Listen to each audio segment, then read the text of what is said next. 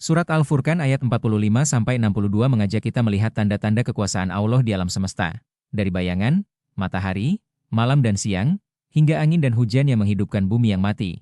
Semua itu bukan terjadi tanpa tujuan, tapi sebagai bukti bahwa ada satu pengatur yang maha menguasai segalanya. Inilah pengantar renungan yang dalam dari surat ini.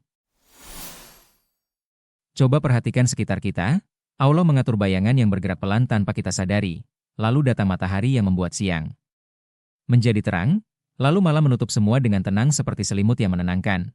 Angin berhembus membawa awan, lalu turun hujan yang menghidupkan tanah yang sebelumnya kering dan mati.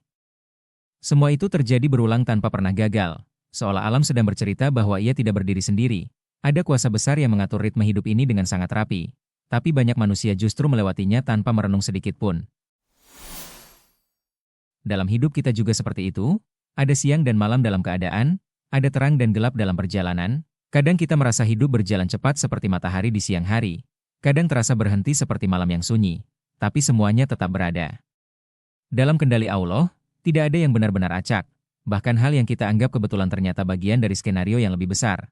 Kalau kita mau berhenti sejenak dan berpikir, kita akan sadar bahwa hidup ini sebenarnya penuh tanda. Hanya saja kita sering terlalu sibuk untuk melihatnya.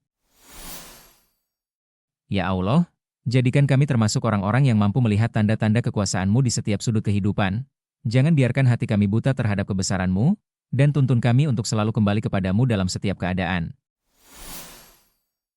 Kalau kamu pernah merasa hidup ini hanya kebetulan, mungkin saatnya kita belajar melihat ulang tanda-tanda yang sudah Allah tunjukkan setiap hari. Jangan lupa like, subscribe, dan bagikan video ini agar semakin banyak yang ikut merenung.